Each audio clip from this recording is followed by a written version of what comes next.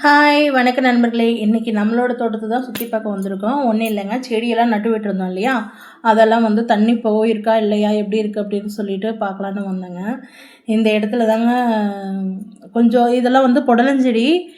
இப்போ ஊனி விட்டு ஒரு 20 நாள் ஆச்சுங்க. 20 நாள்லேயே இந்தளவுக்கு செடி வந்துருச்சு. இவங்க தாங்க நம்மளோட வினித் குட்டியோட வாட்ராப்பில். அவனுக்கு இது ரொம்ப பிடிக்கும்னு சொல்லி வச்சுருக்கோம். ஒரு கொழுந்து அழகாக தளைஞ்சு வந்துருச்சுங்க. பார்க்கவே அவ்வளோ சந்தோஷமாக இருந்தது. நம்ம வச்ச செடியெல்லாம் தளைஞ்சு வர்றப்போ பார்க்குற சந்தோஷத்தை விட வேறு என்னங்க இருக்குது. நம்ம பிள்ளைங்களை எப்படி பெற்று கையில் எடுக்கிறோமோ அது மாதிரி தானே இந்த செடி கொடிக்கணும். இது பீக்கஞ்செடிங்க. இதுவும் அப்படியே கயிறு வந்து மேலே போட்டாச்சு. இன்னொரு 10-20 நாள் போச்சுன்னா காய் வந்துடும். ரொம்ப சந்தோஷமாக இருக்குதுங்க அதை பார்க்கும்போது. இவன் இருக்கிறான் பாருங்கள், இவனை பார்க்கும்போது ஒரு ஆனந்தம். வெள்ளரி பிஞ்சுங்க, வெள்ளரி பூ செடி அது. பூ நிறைய வச்சுருக்குதுங்க. சின்னோண்டு தான் படர்ந்துருக்கு. பார்த்தா ஒரு 10-15 பூ இருக்குங்க. அத்தனையும் பிஞ்சாச்சுன்னா ரொம்ப சந்தோஷமாக இருக்கும். இடையில வந்து வெங்காய நாற்றுலாம் ஊனி விட்ருக்குங்க. இது வந்து பார்த்திங்கன்னா கொஞ்சம் கத்திரி நாற்று வந்து விதை வந்து போட்டிருக்கேன், நாற்று விட்டுருக்கேன். கத்திரி நாற்று, நூல்கோல், கேரட்டு, அப்புறம் வந்து பீன்ஸு வந்து தனியாக ஊனியிருக்கேன். அது நான் உங்களுக்கு கடைசியாக காட்டுறேன். இது வந்து ரெட் கேரட்டு, நாட்டு கேரட், சிவப்பு கேரட்டு, அப்புறம் என்னமோ இன்னொரு கேரட்டுன்னு சொல்லியிருந்தாங்கங்க. அதெல்லாம் வாங்கி போட்டிருக்கேன். காலிஃப்ளவரோட செடி, அப்புறம் வந்துட்டு முட்டைக்கோஸு, பீட்ரூட்டு எல்லாமே விட்டுருக்குதுங்க. அந்த இது வாங்கி இப்போ போட்டு வாங்கி வச்சுருக்கேன். இன்னும் கொஞ்சம் நாற்று பெருசானதுக்கப்புறம் பிடுங்கி வச்சிடலாம் அப்படின்ட்டு. இப்போ கொஞ்சம் பெரிய பெரிய நாற்றாக இருக்கிறது மட்டும் இப்போ போய் அந்த போட்டில் பிடுங்கி வைக்கணுங்க. இப்போ கொஞ்சம் நேரம் இல்லை, சண்டே தான் போய் அதை பண்ணணும். நெக்ஸ்ட் வீக்கு போனால் கரெக்டாக இருக்கும்னு நினைக்கிறேங்க. அதுக்கப்புறம் கொஞ்சம் வெண்டஞ்செடியெல்லாம் ஊனி விட்ருக்குங்க. ஒரே ஒரு பாத்தி தான், சரி வீட்டுக்கு தானே அப்படின்னு சொல்லிட்டு ஒரு பாத்தி மட்டும் ஊனி விட்ருக்கோம். அதில் அம்மா என்ன பண்ணிட்டாங்கன்னா 3 நாளுங்க பாருங்க, 3-4 செடியெல்லாம் இருக்குது. நிறையா இடையில ஊனி விட்டாங்க. இப்போ பார்த்திங்கன்னா இதில் பிஞ்சு கூட விட்டுருச்சு பார்த்திங்களா, 4-5 பிஞ்சு விட்டுருச்சு. ஒரு 20 நாள் இல்லை அவ்வளோதாங்க இருக்குது ஊனி விட்டு. அப்புறம் கத்திரி நாற்றும் ஊனி இருக்குங்க. இது தட்டைப்பயிர் செடி.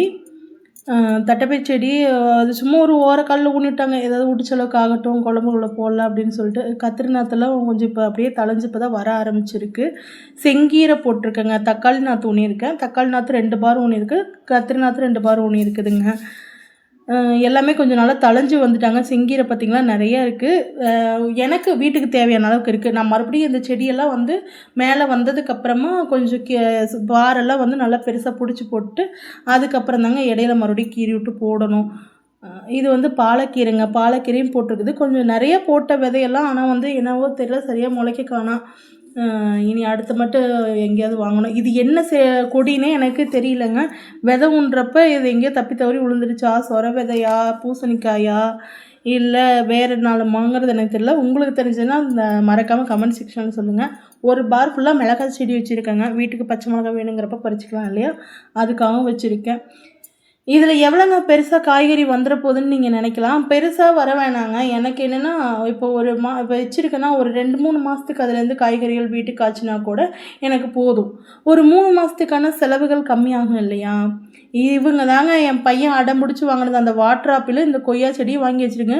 சின்னோடு செடியிலே 2 பிஞ்சு அழகாக விட்டுருக்குதுங்க. அந்த 2 பிஞ்சு பெருசாக வரணும்னு சொல்லி ரொம்ப ஆர்வமாக இருக்குது. சீக்கிரம் பெருசாச்சுன்னா தம்பிக்கு கொடுக்கலாம். அப்புறம் ஒரே ஒரு எலுமிச்சை மரம் இருக்குதுங்க. இந்த எலுமிச்சை மரத்துக்கு பின்னாடி பெரிய கதையே இருக்குதுங்க. எனக்கு 2009 மேரேஜ் ஆச்சு. 2010 பெரியவன் பிறந்தான். அதுக்கு ஒரு மாதத்துக்கு முன்னாடி எனக்கு வளகாப்பு பண்ணாங்க. நான் 9 மந்த்ஸாக இருக்கும்போது. அப்போது அந்த எலுமிச்சம்பழ விதையெல்லாம் வந்து சாப்பாடு கறிட்டு போடுவாங்க இல்லையா, போட்ட விதைகளெல்லாம் தூக்கி போட்டப்போ அந்த செடி முளைச்சிருந்துச்சு. அதுலேருந்து எடுத்து என்னோடய மாமியார் வந்து இந்த இடத்துல வச்சுருந்தாங்க. நான் இங்கேருந்து வெளியில் போயிட்டேன் இல்லைங்களா, இங்கே இல்லை. இப்போ வந்து சரி இடம் தான் சும்மா கிடைக்கே, கொஞ்சம் செடியெல்லாம் போடலான்னு சொல்லி சண்டை போட்டு இப்போ வந்து இந்த செடியெல்லாம் வச்சுருக்கேன். இந்த மாதுளை மரமும் ரொம்ப வருஷமாக இருக்குது. எல்லாம் பட்டு போச்சுன்னு நினச்சேன். இப்போ நான் மறுபடியும் வந்து தண்ணி விடவும் எல்லாமே தளைஞ்சிக்கிச்சுங்க. எலுமிச்சை மரம் மட்டும் தலை இருந்துச்சு, மற்ற எல்லாம் காஞ்சிருந்துச்சு. இப்போ நான் மறுபடியும் உருவாக்கிக்கிட்டு இருக்கேன்னு வச்சுக்கிங்களேன். அந்த வளகாப்பில் சாப்பாடு செஞ்சுட்டு போட்ட அந்த விதைகள் முளைச்சி எடுத்து வச்ச செடி தாங்க இந்த எலுமிச்சை மரம். 2 மரம் இருக்குதுங்க. நிறைய காய் கொடுக்கும். இப்போ வெய்ய காலங்கிறதுனால கொஞ்சம் காய் கம்மியாக இருக்குது. அன்றைக்கி நம்ம நர்சரிக்கு போயிட்டு செம்பருத்தி, எல்லோ செம்பருத்தி, பிங்க் கலரு எல்லாமே வாங்கிட்டு வந்திருந்தேங்க. ஒரு செடி ஒன்று முல்லைப்பூ செடி ஒன்று வாங்கினேன். எல்லாமே வாங்கிட்டு வந்து வச்சுருக்கேன். தென்னை மரம் 4-5 மரம். இது தாங்க பீன்ஸு. இது வந்தான் பீன்ஸு. பார்த்துக்கோங்க. நான் 6 விதை ஊன்னேங்க, 5 விதை முளைச்சிருக்கு. இது வந்து வெள்ளரிக்கு பிஞ்சுங்க. இது நிறையா முளைச்சிருக்கு. இது களைச்சி விடணும். அம்மா தெரியாமல் இவ்வளோ விதைகளை போட்டு விட்டுட்டாங்க. இது இட்லி பூச்செடிங்க. இவங்க செம்பருத்தி, ரெட் கலர் செம்பருத்தி. இதில் ஒருத்தர் வேலை பார்த்துட்டு இருக்கான் பாருங்கள். இந்த பாருங்களேன், நீ என்னம்மா செடி வைக்கிற, நான் உன்னை காலி பண்ணுறேன்னு சொல்லிட்டு அந்த செடியில் பூவில் இருக்கிற பூவை வந்து எவ்வளோ அழகாக நுணுக்கமாக சாறு வந்து தின்னுட்டு இருக்காருன்னு பாருங்களேன். இவருக்கு ஒரு பாயசத்தை போடணுங்க சீக்கிரமாக.